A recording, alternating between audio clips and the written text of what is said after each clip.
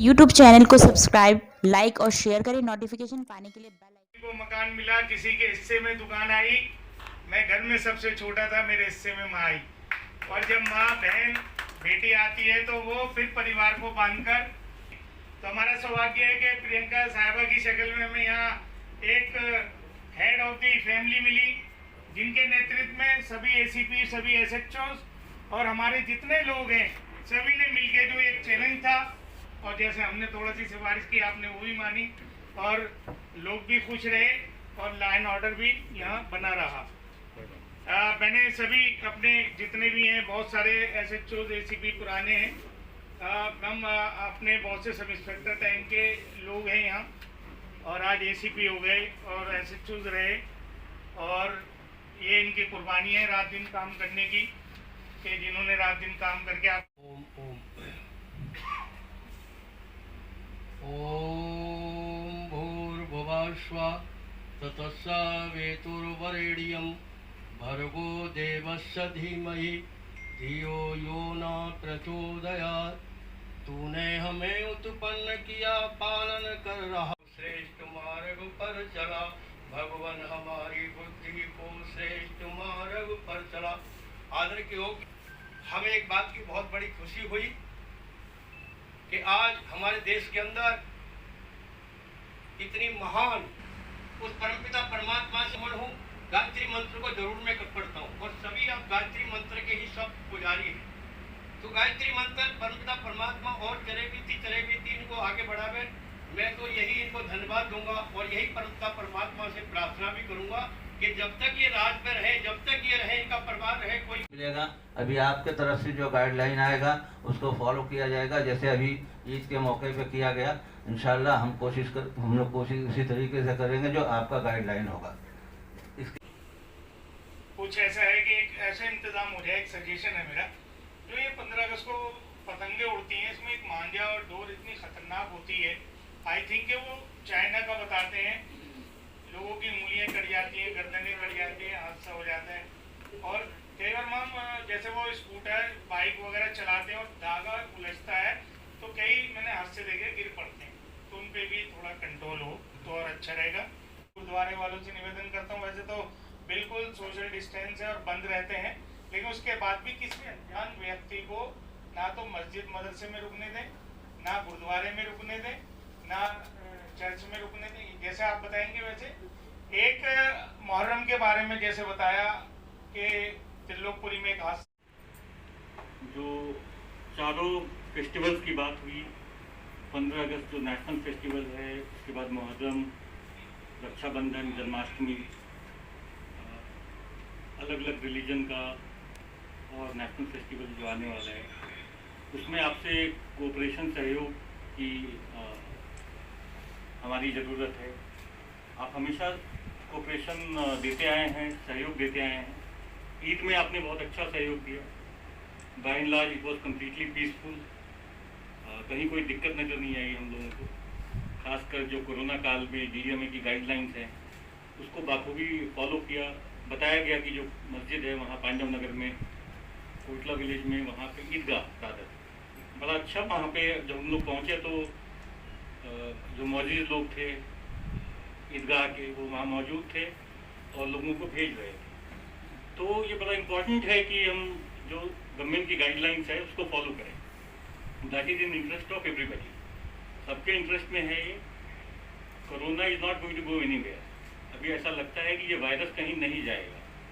Vaccination होने के बावजूद भी आपने देखा होगा केरला में 22 हज़ार केसेस हो रहे हैं। इवन दिल्ली में भी केसेस हो रहे हैं। कोई भी वायरस इतनी जल्दी नहीं जाता। जब फरवरी में सबने सोचा कि ख़त्म हो गया है कोरोना, अब कहाँ है, ख़त्म हो गया है, ढूंढता है।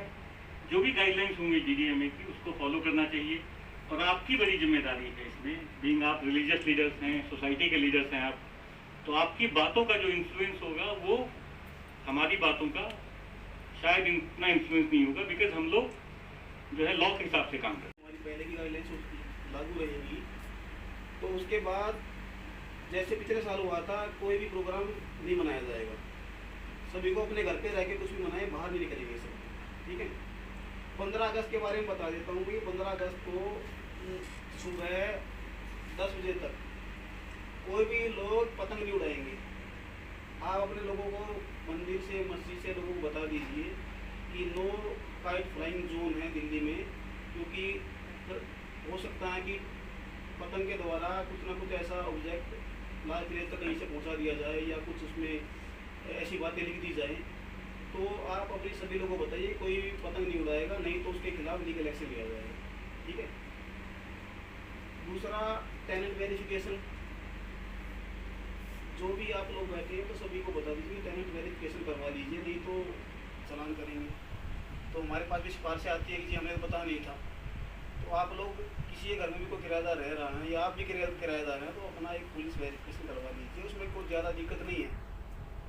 जब भी कोई दिल्ली में कोई अटैक, कहीं भी कोई अटैक होता है पूरे वर्ल्ड में, तो वो अटैक लोकल उसकी जब तक उसको सहाय नहीं मिलती नहीं हो पाता। बिल्कुल भी लोकल सपोर्ट चाहिए उसको, क्योंकि उसको रहना भी है, खाना भी है, गाड़ी भी चाहिए, कुछ भी चाहिए। तो उस बात को आप ध्यान रखिए कि कोई ऐसा व्यक्ति अगर आपकी नॉलेज में आता है कि वो अभी आगे रहा है, 15 दिन से रह रहा है, तो उसकी सूचना पुलिस को दे दे। जाने अनजाने में उसकी मदद हो जाती है किसी न किसी से, फिर वो भी उसका एक 120 का पार्ट बन जाता है, उसको पता भी नहीं होता कि क्या हो गया है। तो ये भी आप रखिए। कोविड वैक्सीनेशन आप सभी लोगों ने करवा लिया होगा मुझे लगता है, अगर नहीं करवाया तो भी करवा लीजिए। दूसरा, कई बार कम्युनल सिचुएशन के बारे में बता देता हूँ कि छोटी छोटी चीज़ें हैं ना, कोई पर्सनल इंटरेस्ट किसी का होता है कहीं। बहुत ही अच्छा, कहीं ने तो बहुत अच्छा बोला। और अब आने वाला हमारे सामने राष्ट्रीय दिवस है, जो कि एक हमारा स्वतंत्रता दिवस है, बहुत इम्पोर्टेंट है। और उसी विषय में हम सब एकत्रित हैं यहाँ पर, और मेरे सभी ऑफिसर्स भी यहाँ पर प्रेजेंट हैं। आप पहले भी इनसे मुलाकात कर चुके हैं, आपकी इंडिपेंडेंट मीटिंग्स भी हो गई हैं, और आप सबके सहयोग से इनफैक्ट जो हमारा ईद का अरेंजमेंट था बहुत ही अच्छे से निकला। इसका क्रेडिट आप सबको जाता है। आपने किसी भी तरह से कोई भी DDMA की गाइडलाइंस की उल्लंघन नहीं की। मतलब एक जैसे कहते हैं ना, एक भी इंसिडेंट ऐसा नहीं हमारे नोटिस में आया, और उसका आपको पूरा क्रेडिट है। तो बहुत बहुत धन्यवाद। और आगे भी यही उम्मीद करेंगे कि इसी तरह आपका सहयोग बना रहे, और आगे भी जितने भी कार्यक्रम आएंगे, ना कि जस्ट अभी जो हमारे सामने है, बट आगे भी आते रहेंगे। तो एक साथ मिलजुल कर हमने ऐसे ही शांतिपूर्वक तरीके से ये सब कार्यक्रम का इंतज़ाम बनाना है। अब आपने कुछ एक बातें जो की हैं, उनमें से कुछ मुझे लगा कि इम्पोर्टेंट है, वो आपको आपके सामने मद्देनज़र रख दूँ। जैसे कि टेनेंट और सर्वेंट वेरिफिकेशन का हमने बात किया है, ये बहुत ही इम्पोर्टेंट चीज़ है, और ये हम आपकी सहयोग के बिना, सिविलियंस की सहयोग के बिना अच्छे से नहीं कर पाएंगे। क्योंकि अब जो टेनेंट रखने वाला है उसकी भी जिम्मेदारी बनती है। और अब जैसे कि हमारे थानों में ड्राइव चल रही है, आप लोगों को, कुछ लोगों को मालूम भी होगा, कुछ लोगों को मैं बता भी देती हूँ कि जहाँ पर भी किसी ने टेनेंट्स रखे हैं और उनकी वेरिफिकेशन नहीं की है, तो ओनर के खिलाफ 188 का हम लोग केस बुक कर रहे हैं। इनफैक्ट हर दिन हम पर काफ़ी प्रेशर भी आता है कि हमने ज़्यादा से ज़्यादा ऐसी ड्राइव करनी है। तो इस विषय में यही है कि अगर आप लोग सतर्क रहें और अपने अपने एरियाज़ में अपने जो आपके जानकार हैं, और आप लोग मुस्लिम सिख एकता कमेटी और इन लोगों का सेवक हूँ। आज 40 साल से ये काम करते आ रहे हैं, और ये होता भी है कि हर त्यौहार से पहले इस तरह की मीटिंगें बहुत फ़ायदेमंद रहती हैं कि हर त्यौहार पर आने वाली परेशानियों को इस मीटिंग से टाला जाता है। अब ये मीटिंग यहीं ख़त्म नहीं हुई, अभी सब डिवीज़न वाइज SHO और ACP लेवल पर भी होगी।